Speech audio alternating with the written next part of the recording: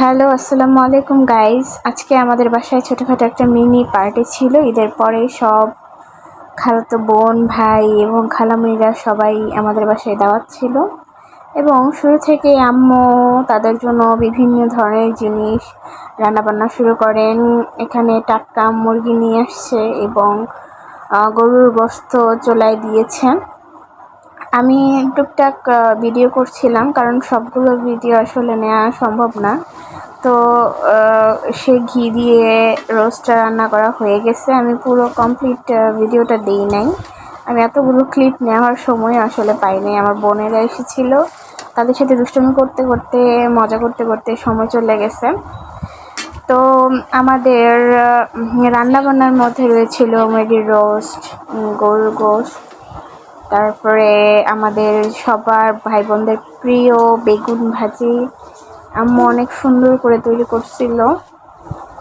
তারপরে হচ্ছে পোলাও, সেটা আম্মু রান্না করছিল আর আমি এসে একটু মাঝখান দিয়ে ভিডিও করছি, একটু নাড়ানাড়ি করলাম, দেখাইলাম আমি প্রফেশনাল রাঁধুনি, কিন্তু আসলে না, আমি কিন্তু প্রফেশনাল রাঁধুনি না।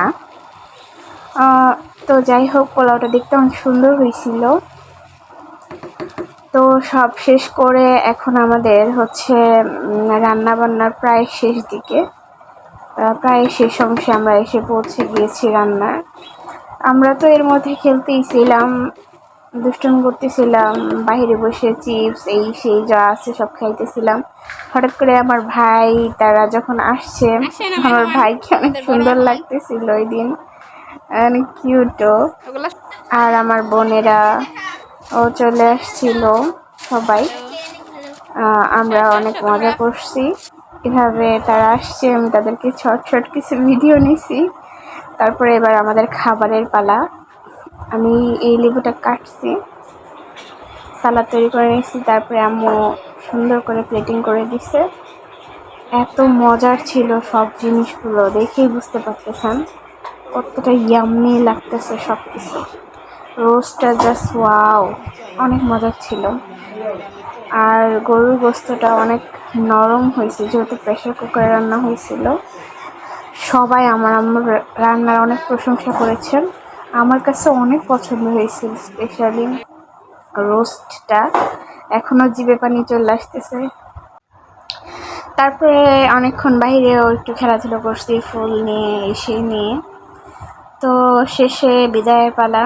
তারপরে আমাদের যখন সন্ধ্যা হয়ে আসছে, তখন তারা সবাই আবার চলে গেছে বাসায়। দিনটা অনেক মজার ছিল, ফুল অফ এন্টারটেনমেন্ট। এর মধ্যে অনেক অনেক মজা হয়েছে। তো আসসালামু আলাইকুম, আপনারা সবাই ভালো থাকবেন, আমার জন্য দোয়া করবেন। ব্লগটা কেমন লাগলো তা জানাবেন। আল্লাহ হাফিজ, বাই বাই।